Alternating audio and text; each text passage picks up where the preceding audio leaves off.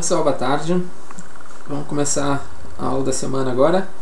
Essa aula é a última que a gente vai ver de geometria espacial. É uma aula relativamente tranquila comparado com as outras, né? Em especial em comparação com pirâmides. A diferença só vai ser a quantidade de informação, que vai ser um pouco maior do que em outros dias, porque o trabalho com esferas ele exige memória, na real, mais do que necessariamente compreensão matemática, dada a dificuldade das fórmulas, né, da dedução das fórmulas. Até dá para fazer uma lógica dedutiva, mas não vale a pena, não cabe a gente na hora da prova fazer. Bom, mas então, vamos lá, vamos aproveitar esse fim de tarde frio de feriado, né, que a gente tem para ver esses conceitos que a gente vai trabalhar. Esses dois sólidos, eles têm como característica serem sólidos de revolução. Lembra do conceito de revolução da revolução de giro, né? Que a gente discutiu isso quando a gente viu o cilindro semana passada, né? Da ideia de uma figura girando em torno de um eixo. O cone e a esfera são definidos da mesma maneira. A gente vai pegar lá a partir dessa definição de giro. Então vamos começar aqui justamente discutindo o comportamento dos cones. Perfeito? Então, temos ali um triângulo retângulo azulzinho ali, e temos o eixo de rotação em cima de um cateto. Isso é importante destacar. A gente está aqui, ó, esse nosso eixo de rotação aqui, em torno de um cateto, correto? Qual que é a definição de cone? A definição de cone é quando esse triângulo retângulo ele completa 360 graus em torno desse cateto. O sólido resultante é o que a gente chama de cone, é o que a gente conhece por cone, e ele tem só 3 elementos que vão ser relevantes para a gente, né? A gente tem a altura, a gente tem raio da base e a gente tem a geratriz. Bom, o importante de entender a geratriz às vezes o pessoal não entende. A geratriz é uma aresta, mais ou menos, né? Mais ou menos, não é bem uma aresta, porque a aresta tecnicamente é o lado de um polígono, e o cone não tem um polígono que forma ele, né? A base é um círculo, portanto não é um polígono, e a área lateral, a gente vai ver daqui a pouquinho, ela é um setor circular, então não tem polígono nenhum. Agora, visualmente, o que é uma geratriz? Ó? Não vai confundir que assim, ó, qualquer linha do vértice, ó, a gente tem aqui o vértice do cone, que vai ter a mesma lógica do vértice da pirâmide, né? Que a gente vai trabalhar. A partir desse vértice até a circunferência da base, que é essa medida que eu estou destacando aqui. Em qualquer direção que eu desça a partir do vértice pela superfície do cone, ó, a gente tem a geratriz, ó. A mesma medida aqui é a mesma medida para cá, que vai ser a mesma medida para lá, e assim por diante.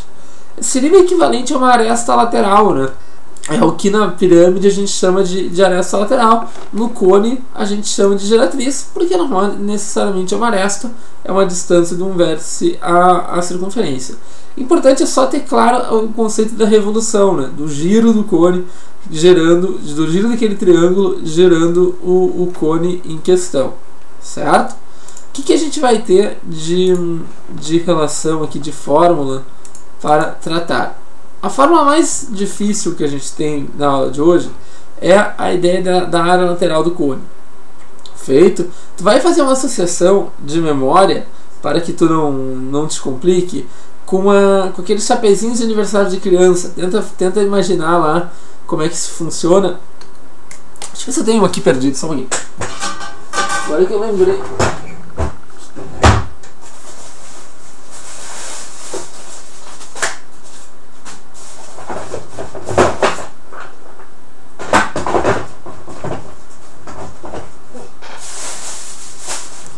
Não tem. Achei que eu tivesse ali numa gaveta aqui um chapéu de aniversário de criança, que eu sempre, às vezes eu levo para aula, mas não tem, não achei agora.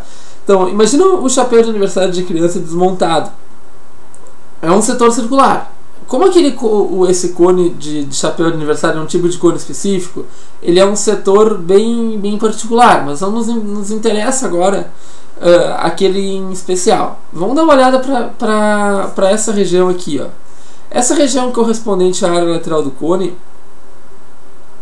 feito, ela é uma parte de um círculo. Só que não confunde o raio do cone com o raio desse setor circular, né?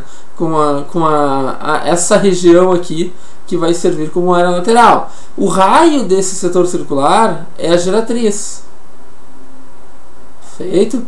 E esse arco vermelho aqui assim, ó, que a gente tem de medida 2πr, ele vale 2πr por conta da circunferência da base, né? Ele vai enrolando, ó. Imagina, como é que tu tem que imaginar aqui, ó? Tu tem que conseguir visualizar esse ponto daqui que eu estou ligando, que eu estou destacando aqui.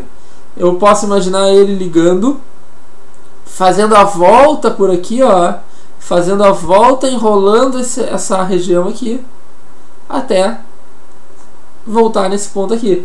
E aí a gente vai ter o cone, fazendo então um giro, que a gente vai ficar aqui com um conezinho na mão. Uma referência legal de tu fazer se tu já fez temaki, tu já deve ter visto a mesma ideia. Claro, do temaki a gente parte de um retângulo, mas aí fica a área sobreposta, certo? Mas a ideia é justamente fazer a circunferência encaixar, uma ponta encaixar com a outra, fazendo todo um giro para ter uma abertura circular aqui na parte superior, correto? Tá, só que como é que eu vou chegar nessa área lateral? Qual é a lógica que a gente vai utilizar para essa área lateral aqui assim, ó? Essa área lateral aqui que eu quero desenvolver, ela é parte de um círculo, certo? Ela é parte de um círculo de raio G, correto? Então, ó, o que eu posso fazer, ó, é uma proporção, na real. Eu posso estabelecer aqui uma proporção entre a área lateral do cone, que eu não sei quanto vale ainda, e o seu arco correspondente, 2πr, certo? Essa proporção aqui tem que ser a mesma proporção que πg ao quadrado por 2πg. Agora, o que é isso aqui? Isso aqui é importante a gente visualizar. Ó. Do que eu estou falando?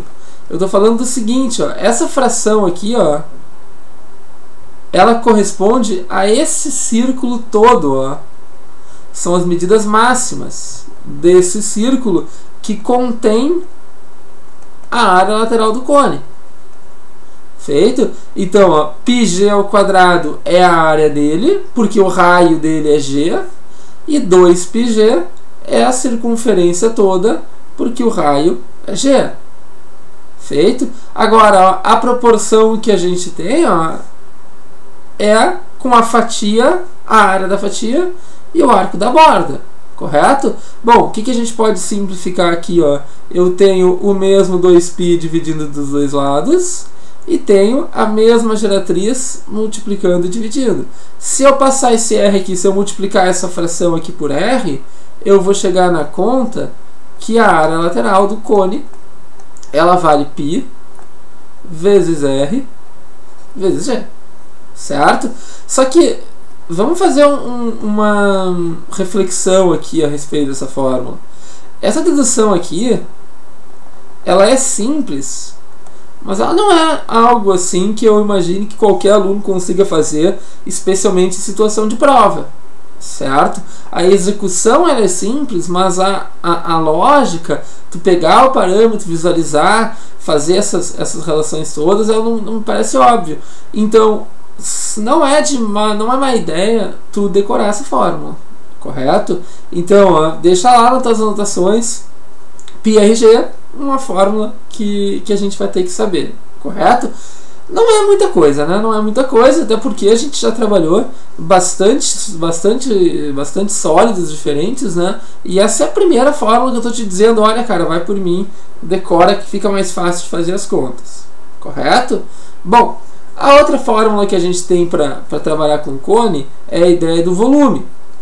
Só que a dedução do volume, se tu lembra, ó, acessa depois que a gente terminar aqui, acessa a aula de pirâmides que a gente viu 2 semanas atrás, que tu vai ver a animação onde eu mostro para ti que uma pirâmide precisa de 3 pirâmides para compor um prisma, certo? Então, a gente viu a dedução lá que a área de uma pirâmide é 1/3 o volume de uma pirâmide é 1/3 do volume de um prisma. Bom, o que a gente sabe, ó, é que o tipo de sólido dos cones, certo? A característica, a maneira como esse sólido é construído, ele é correspondente a uma pirâmide. Tem muito de similar entre um cone e uma pirâmide, né? Então, ó, tem o vértice, tem a base e ligo a base com o vértice. No cone é a mesma lógica. Bom, se esses dois sólidos eles são relacionados, a gente vai ter a mesma fórmula de volume. O volume de um cone vai ser o produto área da base vezes a altura dividido por 3. E isso a gente tem, ó, essa lógica ela vem lá das pirâmides. Dá uma olhadinha na aula das pirâmides para refrescar a memória depois. Só que o que tem de mais fácil um cone? Ó? A área da base, como é um círculo, a área da base é sempre πr ao quadrado, né? Essa é a facilidade. Uma pirâmide pode ser uma pirâmide triangular regular, aí a base é um triângulo equilátero, a base pode ser um quadrado, e assim por diante. Correto? Então, ó, o cone tem mais ou menos a mesma forma de pensar. O que vai acrescentar aqui? Ó, tu vai simplesmente decorar essa fórmula da área lateral. Bom, vamos ver como é que isso pode ser discutido em uma questão bem típica aí de prova. Diz assim: calcule o volume do sólido gerado pela rotação completa de um triângulo equilátero de lado 2 em torno de um de seus lados. Então, ó, eu tenho aqui um triângulo equilátero.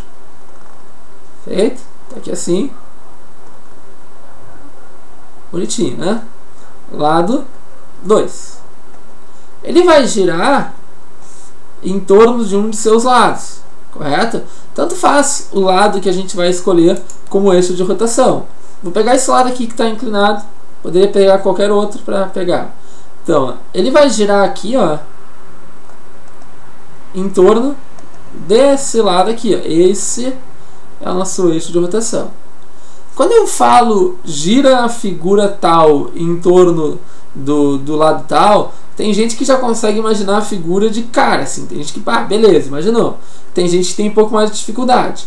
Para quem tem dificuldade, eu tenho uma dica que é bem fácil de executar. Tu pega a figura, o polígono que está girando, e repete ele em torno do eixo. Aqui, ó, tá vendo? Porque se ele vai girar 360 graus, uma hora ele vai fazer o giro de 180. Então ele vai aparecer espelhado do outro lado. Agora, qual dos 3 vértices está em movimento desse triângulo aqui, ó? Quem vai se movimentar efetivamente, ó, é esse vértice aqui, ó, que vai fazer esse giro aqui. Perfeito? Agora, que sólido é esse aí, ó? Vamos desenhar ele separadinho aqui, mais bonito, ó. Ele pode ser, ele vai lembrar um peão, né? O que vai acontecer aqui, ó? Eu tenho um cone aqui, nessa parte de cima, e o mesmo cone replicado na parte de baixo. Certo? Esse é o sólido que a gente está discutindo. Bom, quais são as medidas desse cone aqui, assim, ó? Eu sei que esse lado aqui, ó, ele vale 2. Essa altura do cone, portanto, ela vale 1, né? Afinal, o nosso triângulo original, ó, o nosso triângulo original é aqui, ó. 2 por 2 por 2.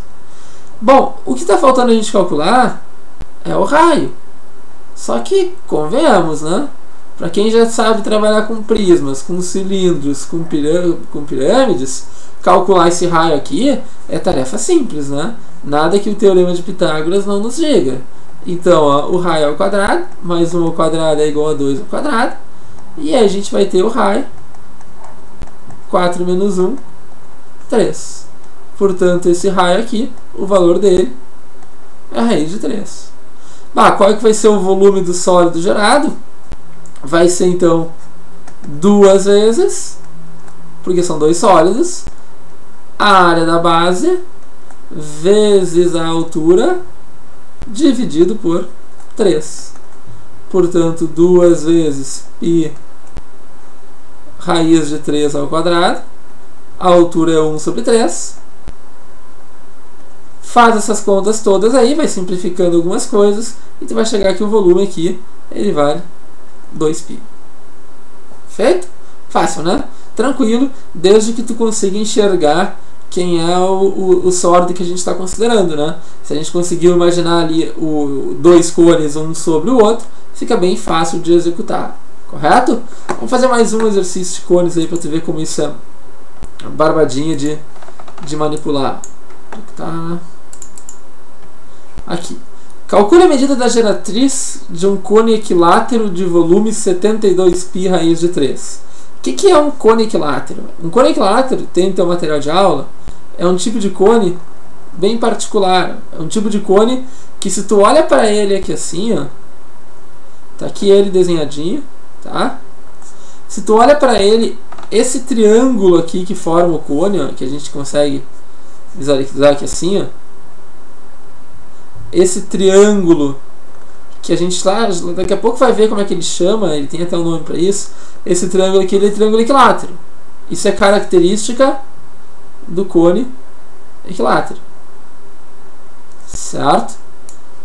Guilherme, tá, ninguém perguntou nada, mas acho que tá. Eu pelo menos vi a tua pergunta, se o chat está funcionando bem. Então, se alguém quiser aí comentar alguma coisa, pode fazer, certo? No princípio o chat está tranquilo. Bom, se o cone é equilátero, eu tenho que essas medidas aqui, ó, elas são iguais. A geratriz, portanto, é igual ao diâmetro.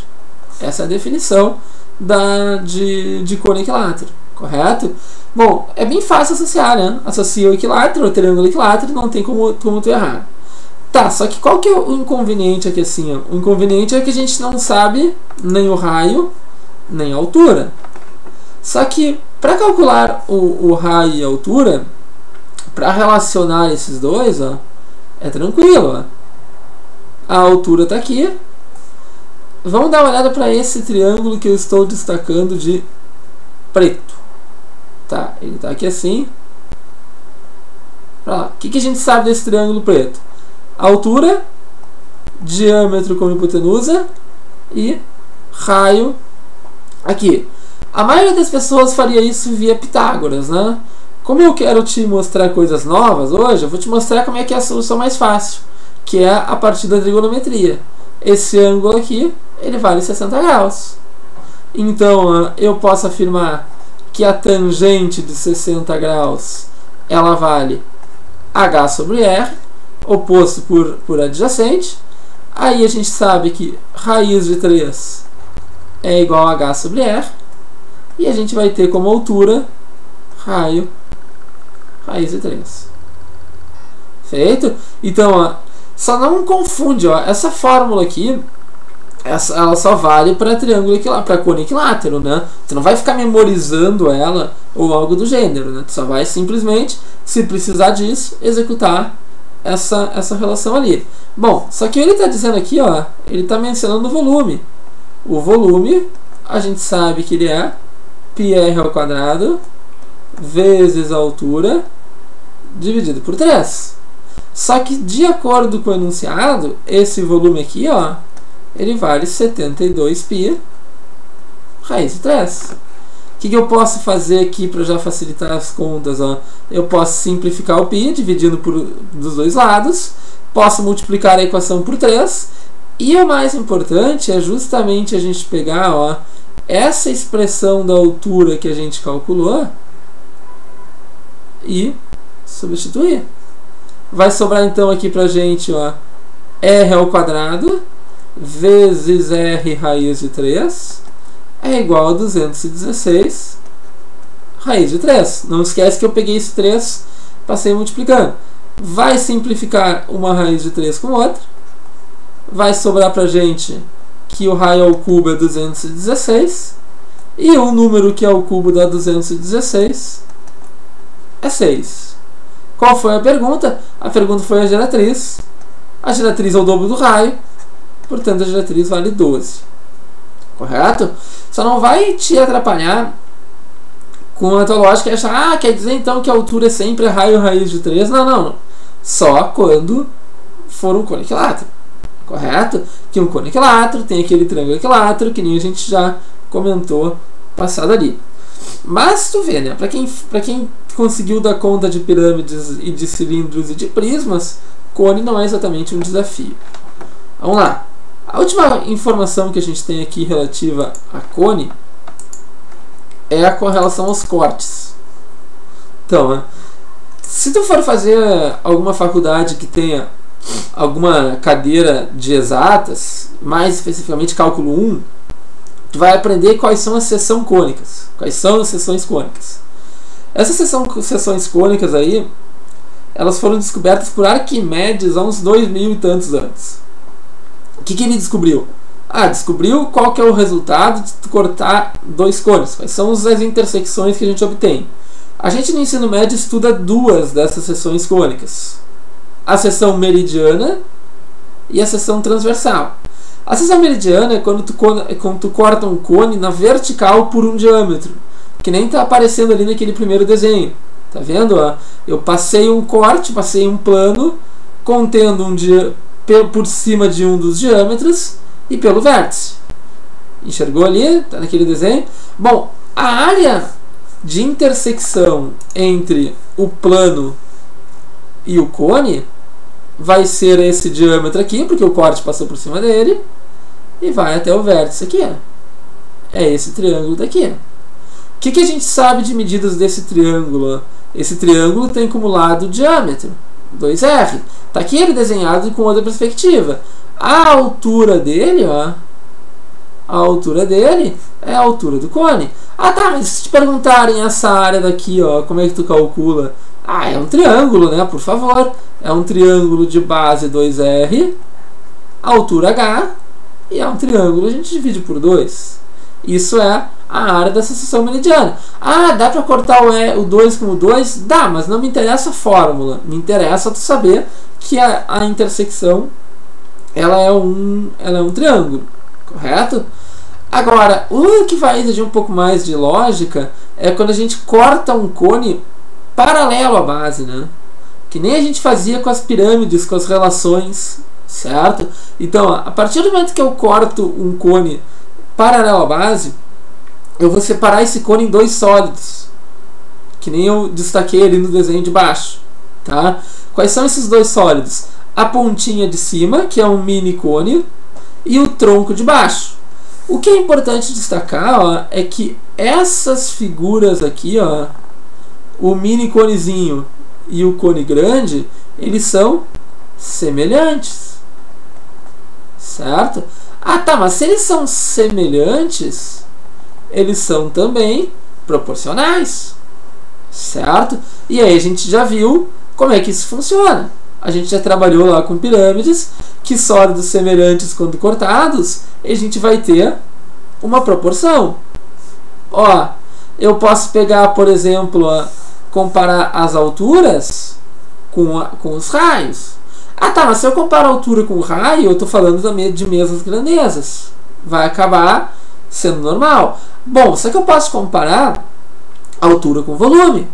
Quer ver? Eu posso, por exemplo, aqui, já que esses cones são semelhantes, eu posso estabelecer uma proporção desse tipo aqui. A altura do cone grandão H é proporcional à altura do cone pequenininho H, assim como os dois volumes, eles são proporcionais. É uma possibilidade. Só que tu não vai nunca esquecer, por favor, que a proporção não é a mesma. A proporção do volume, ela é ao cubo em relação à proporção das alturas, certo? Porque o volume ele é a área da base vezes a altura sobre 3. Se eu multiplico por um fator de proporção 2, tu vai dobrar a altura, tu vai dobrar o raio, que na fórmula é ao quadrado. Então, ó, eu vou dobrar 3 vezes, né? Dobrar 3 vezes é deixar 8 vezes maior, por isso aquele fator ao cubo. De novo, ó, olha para as unidades, eu falei para ti lá na aula de pirâmides, olha nas unidades, daí que tu não tem como errar se tu vir pelas unidades, né? Ah, a proporção entre as alturas, a proporção entre os volumes, a altura a gente mede em metro, volume em metro cúbico, então a gente faz uma equivalência aí de unidades. Só que ó, o tronco é sempre obtido de modo indireto, isso é importante de enfatizar. Tu não vai, se ele te dá a altura do tronco medindo 4, tu não vai botar aquele 4 na proporção, porque quem são semelhantes nessa brincadeira aí são os cones, não o tronco. O tronco não é semelhante a ninguém, certo?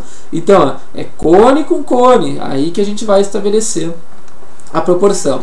Quer ver? Vamos fazer um exercício disso para tu ver como isso é fácil de desenvolver. Diz ali, a que distância do vértice deve-se cortar um cone de altura de medida h por um plano paralelo à base, de modo que a área da base do cone destacado seja 1/9 da área da base do cone dado. O que a gente tem no desenho? Bom, temos um cone aqui que a gente não sabe nada a respeito dele, só que a altura dele é h, uma altura genérica na real. E eu vou pegar aqui assim, ó, e vou fazer o seguinte, ó, o que ele está pedindo pra gente é para cortar aqui, ó, pegar um plano paralelo à base, ó. Como é que é isso? É como se eu passasse uma lâmina aqui assim, ó. Como se eu serrasse o cone nesse sentido aqui, ó. E aí o que a gente vai ter, ó? Eu vou ter aqui, ó, tirando, ó, na intersecção, ó, essa área daqui, ó. Ele está querendo que ela seja 1/9 da área da base aqui, ó. Isso é a relação que a gente está querendo destacar. A gente tem essa altura h aqui, e ele está perguntando que a que distância do vértice deve se cortar. Essa distância aqui, x. Bom, então, ó, o que eu vou trabalhar efetivamente aqui assim? Ó?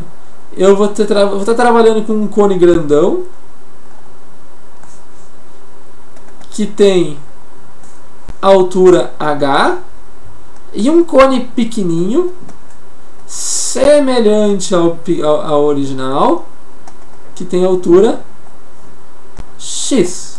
Bom, só que ele está perguntando, ele está pedindo que a área da base do cone destacado seja 1/9 da área da base do cone dado. Então, eu vou chamar aqui, ó, essa área de A, e essa área aqui vai ser 9A. Tu poderia fazer o contrário, se tu quisesse. Tu poderia chamar de A área grande, e aí a área pequena, ela seria A sobre 9. Bom, só que como é que eu vou estabelecer essa proporção? O que eu posso destacar? Quais são as medidas que eu posso comparar? Eu tenho a altura do cone grande, que vai ser proporcional à altura do cone pequeno, afinal eles são semelhantes. Vai ter uma relação entre a área da base do cone grande e a área da base do cone pequeno, correto? Tá, só que área é medida em metros quadrados, a altura é medida em metros. Área são duas dimensões, a altura é uma só. Então, eleva ao quadrado para justamente a gente conseguir essa conta, né? Como é que vai ficar a nossa resolução, então?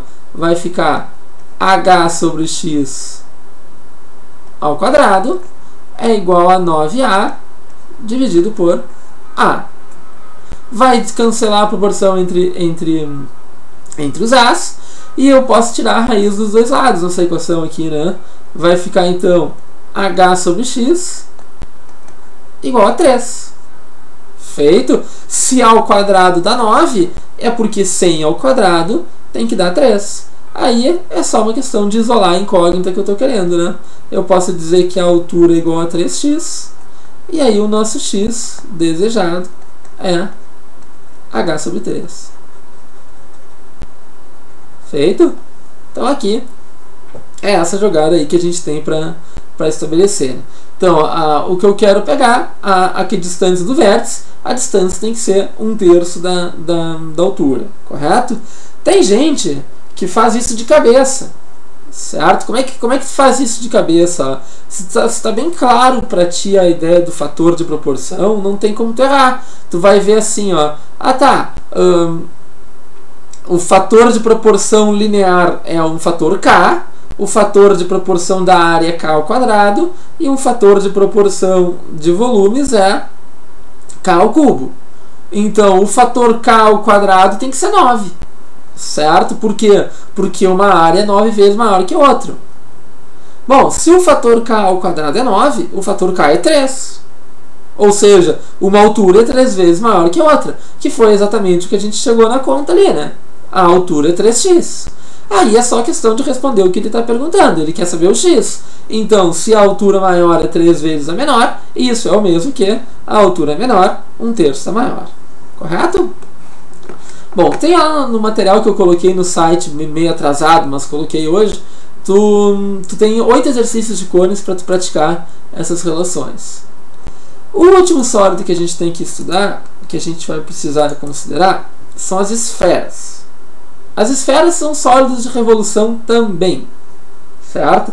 Então, ó, se a gente for pegar aqui assim, qual é a revolução que nos dá uma esfera? Eu pego um semicírculo, faço ele girar em torno de um diâmetro e o sólido obtido vai ser uma esfera. Assim, bem como está o desenhozinho que a gente tem que a gente trabalhou ali. Correto? Tá ali bonitinho para enxergar.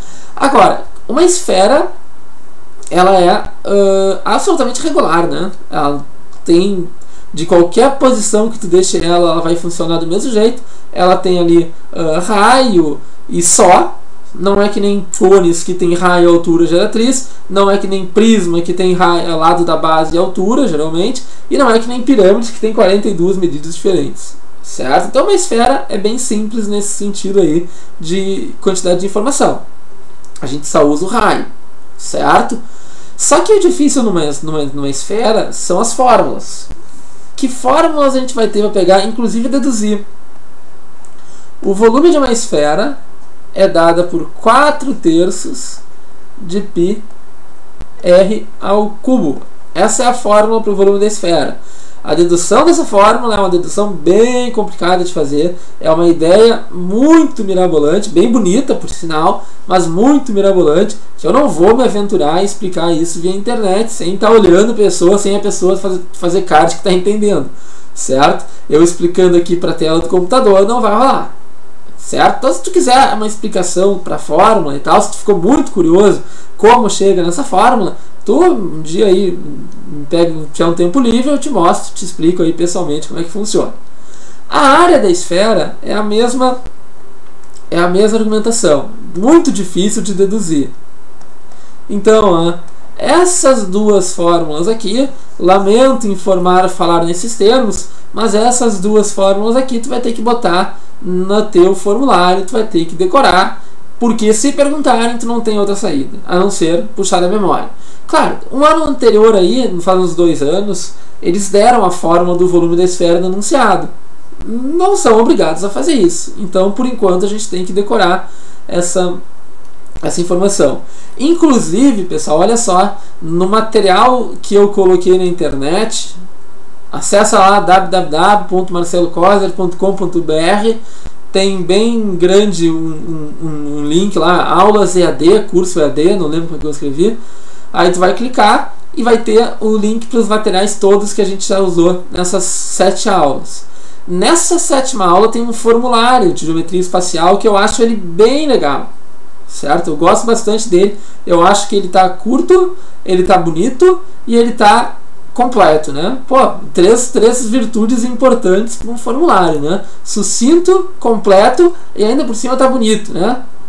Teria um quarto virtude que seria a modéstia também, mas aí não vou entrar nesse mérito aí que não diz respeito ao vestibulando. Perfeito? Então, vai lá, baixa lá, imprime, cola na tua frente, na parede, tu vai ver todas as fórmulas que tu tem que saber de cor. Então lá. O que mais tem de interessante numa esfera? Se tu corta uma esfera, sempre que nem a gente cortou o cone. Se eu pego uma esfera aqui assim, ó, se eu pego uma esfera e tiro um tampo dela, a área que vai sobrar aqui, ó, ela é sempre um círculo, certo? Que eu estou pegando aqui assim, ó, tá vendo? Esse círculo daqui que eu estou te mostrando com o mouse, esse círculo aqui é um círculo menor do que o círculo central, a não ser que o corte tenha sido feito pelo centro. Que informação ele tem que dar pra gente? Ó? Ele tem que dar pra gente a distância em que foi feito esse corte. E aí, ó, a gente relaciona os raios a partir do Teorema de Pitágoras, correto? Bom, vamos fazer aqui umas continhas aqui com esferas para tu ver como é que isso funciona. Vamos lá. Um problema clássico. Uma esfera de volume 36π está inscrita em cilindro de volume igual a... Sempre quando a gente fala inscrita, a gente está falando em encaixe absolutamente perfeito. Então, ó, eu tenho aqui um cilindro, e aí dentro desse cilindro, ó, eu tenho que colocar uma esfera. Só que quando ele fala inscrita, é porque o encaixe não teria como ter uma esfera maior. É a maior esfera possível que vai entrar dentro do cilindro. Correto? Agora, o que eu posso destacar de informação? Ó? O raio da esfera é o mesmo raio do cilindro e a altura do cilindro é igual ao diâmetro. Tá aqui. Só que olha como a banca é, ó. Tem muita questão que só exige que tu saiba a fórmula de cor. Então, ó, ele está dizendo volume da esfera é 36π. Então, a gente vai puxar da nossa memória o volume 4/3 de π r ao cubo. Não vai ratear, não vai achar o que tem de aluno que usa essa fórmula ao quadrado. Tu não tem ideia de como o cara comete essa cagada. Opa, o que eu fiz aqui? Acho que eu dei zoom aqui, né? Ih, só um pouquinho. Acho que foi zoom, né? Ah, tá, a tecnologia me deixando mal aqui, né? Agora foi? Acho que agora foi, né? Aqui. Ah, inclusão digital pegando aqui, né? Tá, só um pouquinho, só um pouquinho. Já estamos retomando o controle.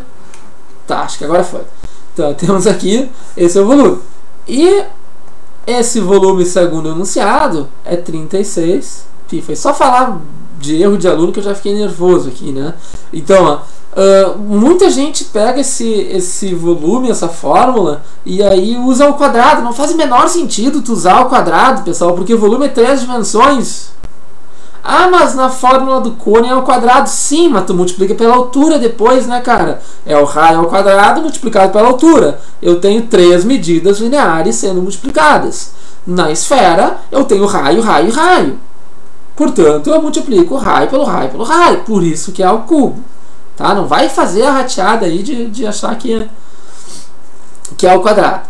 Então, vai acabar simplificando o π. Multiplica essa equação por 3. E aí a gente tem 4r ao cubo é igual a 108, que é a mesma coisa que falar que r ao cubo é igual a 27, dividindo por 4. E aí o raio é 3. Então, tá vendo? Só exigiu que tu soubesse de cor a fórmula. Nada demais. Nada mais demais. Só saber a fórmula de cor. Bom, ele está perguntando o volume do cilindro. Tá, mas se o volume do cilindro... Essa altura é 6, né? O volume de um cilindro é barbada, né? É a área da base, πr ao quadrado, multiplicado pela altura. Portanto, esse volume aqui, π vezes 3 ao quadrado vezes a altura 6. Já tá fazendo 3, ó. Só falar de erro besta o cara já comete, né? Então, isso vai nos dar aqui 54 π como resposta. Letra D, portanto. Feito? Então só exigiu de ti que tu soubesse a fórmula de cor. Pra gente encerrar e terminar esse feriado, já está inclusive noite. A gente começou com sol e agora já tá noite. Vamos fazer aqui um probleminha que trabalha com a área, tá? Pra gente trabalhar. Uma caldeira cilíndrica terminada por 2 hemisférios tem comprimento 6. Se a área total dessa caldeira vale 12π, calcule seu volume. Bom, essa caldeira ali, a gente pode visualizar que é assim, ó. A área dessa caldeira, isso não é uma fórmula, né, cara, por favor. Não vai achar que a gente está falando de uma fórmula. Ela é igual à área lateral do cilindro mais a área da esfera. Como assim a área da esfera? É fácil, olha a parte de cima. Eu tenho meia esfera, ali a abóboda ali, meia esfera. A parte de baixo, outra metade de uma esfera. Meia esfera mais meia esfera dá uma esfera inteira. Aí, ó, eu vou precisar das fórmulas. A área da esfera, acabei de te mostrar. A área da esfera, a gente tem que saber de cor. 4πr². A área lateral do cilindro, espero que tu lembre aí da semana passada que a gente deduziu ela, né? Vamos fazer brevemente aqui. Se tu não está com a memória curta, dá uma olhadinha na nossa aula de cilindros passada lá no canal do YouTube, que é www.youtube.com/profcoser. Tem no live stream também. A área lateral do cilindro era esse retângulo aqui, ó. Esse retângulo aqui, que vai girar aqui assim e vai completar. Então esse retângulo aqui tem altura e 2πr como base. Portanto, a área lateral do cilindro, ela vai ser 2πr vezes h. Correto? Bom, só que quem que vai ser a altura do cilindro? Né? Você não vai achar que aquele 6 ele é a altura total. A altura do cilindro que a gente está fazendo, que não é a altura total, é a altura total, que vai ser a altura do cilindro. A altura do cilindro aqui, ó, é esse cara aqui que eu estou falando, né? Só que, por que não é 6? Porque 6 inclui esse raio daqui e inclui esse raio daqui. Então a altura do cilindro, ele vale 6 menos 2r. Vamos tirar a câmera ali só para eu ter mais espaço. Portanto, ó, eu posso dizer a área lateral do cilindro, 2πr vezes h. A altura do cilindro é 6 menos 2r, mais a área da esfera, que é 4πr². Isso aqui tem que ser igual a 12π, de acordo com o enunciado, né? Que é a área da caldeira. Fazendo distribuitivo aqui, vai sobrar pra gente que 12πr menos 4πr² mais 4πr², olha só que conveniente, isso é igual a 12π. Então, ó, eu consigo já ver que vai cancelar um r² com outro r², e aí tá fácil, né? Aí a gente vai chegar que 12πr é igual a 12π, o raio, portanto, vale 1. Feito? Se o raio vale 1, é porque a altura do cilindro, ó, essa altura que eu fiz toda torta aqui, vamos fazer de novo então para caprichar. Essa altura ficou uma bosta igual. Vamos lá, última tentativa. Nossa, estou com um problema aqui, né? Deixa eu sentar melhor. Aqui assim, vamos concentrar. Agora eu juro que é a última. Aqui. Foi. Essa altura aqui. 4, né? Parece um retardado fazendo umas limitações, né? Paciência. Então essa altura é 4. Como ele está perguntando o volume agora é uma barbada, né? Não sei se vai dar espaço aqui, vai ficar meio socadinho, mas não tem problema. O volume é o volume do cilindro, que vai ser a área da base vezes a altura, mais o volume da esfera. 4/3 de πr², né? Então, ó, feito somando esses dois volumes aqui, o cilindro e a esfera. Mas não é meia esfera? Sim, 2 meias esferas, né, cara? Meia esfera em cada ponta. Somando isso, a gente vai chegar então ali a conta. Vai dar 4π mais 4/3 de π, faz um MMC, isso aqui vai dar 16π sobre 3. Correto? Bom, com isso, pessoal, a gente terminou aqui a nossa geometria espacial. Vou botar aqui assim, aqui bonitinho. A gente termina a nossa geometria espacial. Na semana que vem, se não me falha a memória, a gente começa a trigonometria. Aí o bicho pega um pouco, vai ficar um pouquinho mais difícil, mas nada que a gente não consiga dar conta. Nesse site aí que tu tem ali, ó, www.facebook.com/marcelocoser, tu consegue acompanhar o cronograma, saber direitinho quando que é a próxima aula, saber os links bonitinhos. Outro endereço que é legal para ti, ó, outro endereço é aqui, ó, www.anglors.com, que a gente está transmitindo por ele agora também, graças aí ao Guilherme, valeu a força, vale mais um canal para a gente propagar. Então, ó, acessa o site do Anglo, que a gente está transmitindo por lá também. E se tu quiser compilar, a gente vai dar um jeito de botar as aulas todas ali, é bem fácil de botar o link também, então pode usar isso como portal. E seguindo no Facebook ali, tu sabe direitinho onde é que é a próxima aula, pega o material bonitinho para trabalhar, correto? Então desejo aí um bom resto de feriado. Se tu não vai trabalhar amanhã ou não tem aula, eu te invejo sinceramente, mas eu tenho que dar aula amanhã, 7h40 da manhã até a 1h, paciência, a vida é assim. Feito? Então, abraço, bom feriado, até a próxima.